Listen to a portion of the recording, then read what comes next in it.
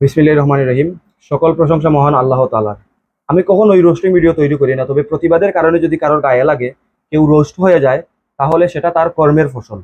আমি কথা বলছি একটা আপাতমস্তক বিয়াদব, একটা বিকৃত মস্তিষ্কের প্রাণী, এবং যার কথাবার্তা শুনলে মনে হয় এইমাত্র সে পট করে কথাবার্তা বলতে এসেছে, অর্থাৎ নাসিরউদ্দিন পাটোয়ারির কথা।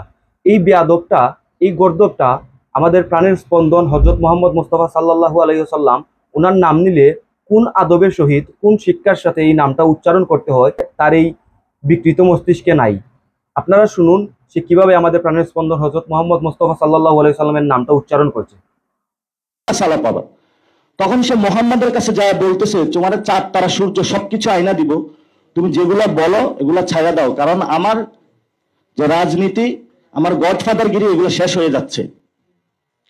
তো মোহাম্মদ কি মেনেছে? মানে নাই, কারণ তার লক্ষ্যটা ছিল রাহমাতুল্লিল আলামিন হযরত মুহাম্মদ মুস্তাফা সাল্লাল্লাহু আলাইহি ওয়াসাল্লাম, উনার নামের সাথে যে আদব যুক্ত করতে হয়, উনার নাম উচ্চারণের পূর্বে যে আদব যুক্ত করতে হয়, এই আদবটা পর্যন্ত এই বিয়াদবের মধ্যে নাই। এটা কত বড় বিয়াদব! অন্যান্য বিষয় আসলে যে কথা বলে তার বিয়াদবির মাত্রাটা ছাড়িয়ে যায়। সেই বিয়াদবির মাত্রাটা এখন পর্যন্ত নিয়ে আসছে। সে কত বড় বিয়াদব! আমাদের নবী হযরত মুহাম্মদ মুস্তাফা সাল্লাল্লাহু আলাইহি ওয়াসাল্লাম, উনার নামটা পর্যন্ত সে আদবের সহিত সে উচ্চারণ করতে পারে না। এই যে আমাদের আর্মি ভাইরা, হাতে শুধু অস্ত্র থাকতে হয় না, মাথায় কিছু গিলু থাকতে হয়। না বুঝে সংবিধান, না বুঝে স্টেট, বিভিন্ন দেশ থেকে গিয়ে একটু ঘুরে ফিরে কিন্তু অস্ত্রের প্রদর্শনী থেকে কিছু অস্ত্র নিয়ে আসে, আর নিয়ে আসা মাথায় গিলু না থাকার কারণে অস্ত্রটা চালায় জনগণের উপরে। কি অদ্ভুত একটা বাহিনী! 2 দিন হইছে হাঁটা শিখছে পুলায় বাপের উপর পাল পারে। তার অবস্থাটা এমন, তার লাগামটা বাড়তে বাড়তে গুড়ার লাগামের চেয়ে অনেক বড় হয়ে গেছে। যখন যেভাবে ইচ্ছা সেভাবেই সে তার এই লাগাম দিয়ে কুকুরের মতো গেউ গেউ করে। বাংলাদেশ সেনাবাহিনীদের নিয়ে এরকম সে পাগলাটে মন্তব্য করলো। সে মানে তার ধারণাটা কি? বাংলাদেশ সেনাবাহিনীর যে চিন্তা ভাবনা, যে ধারণা, যে জ্ঞান, তার এই বিকৃত মস্তিষ্কে তার থেকে কি বেশি জ্ঞান বা ধারণা সে রাখতে পারে? এই পাগলকে নিয়ে এখন আসলেই মানুষ অতিষ্ঠ।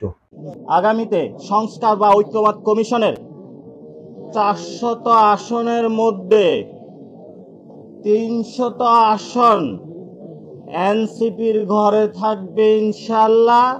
ফেব্রুয়ারিতে নির্বাচন হবে না, কারণ এই বিষয়ে সামান্য কথা বলে এই ভিডিওটা শেষ করব। কারণ এই বিকৃত মস্তিষ্কের পটমার্কা নাসিরউদ্দিন হাতাবিরি, তাকে নিয়ে বেশি কথা বললে সময়ের অপচয় ছাড়া আর কিছুই নয়।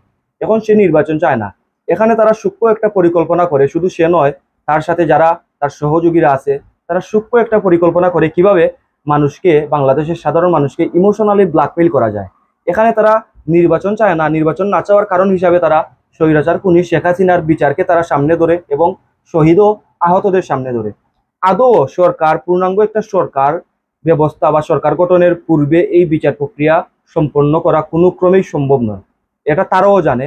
আর সরকার যদি গঠিত হয়ে যায়, নির্বাচন যদি হয়ে যায়, তাহলে তাদের যে গুড়ার ডিম, এই গুড়ার ডিমটা আর তাদের ব্যবসায় লালবাতি জ্বলবে। এই যে বয়টা, এই বয়টার কারণেই তারা মূলত নির্বাচন চায় না, কিন্তু মানুষকে ইমোশনাল ব্ল্যাকমেইল করে তারা এই বিষয়টাকে অন্য পর্যায়ে প্রদর্শন করে। আসলে বিচার চাওয়া বা খুনি হাসিনার বিচার এই শহীদদের অধিকারের কোনো বিষয় এখানে নয়। মুখ্য উদ্দেশ্য হচ্ছে তাদের তাদের ব্যবসায় যাতে লালবাতি না জ্বলে।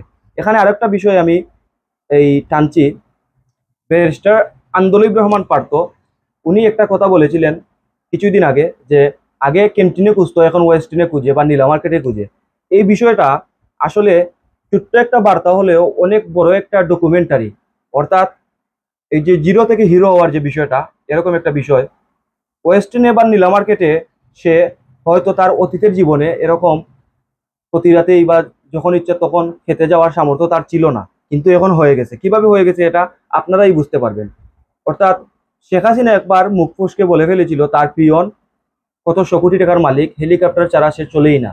ঠিক একই অবস্থা এই উপদেষ্টা সাহেবের। এই উপদেষ্টা সাহেবও একই রকম অর্থ উপার্জন করতেছেন। তো যাই হোক, এই যে অবস্থা, এই অবস্থায় নির্বাচন অতীব জরুরি। আর নির্বাচন হলে তাদের ব্যবসায় লালবাতি জ্বলবে, এজন্যই তারা নির্বাচন চায় না।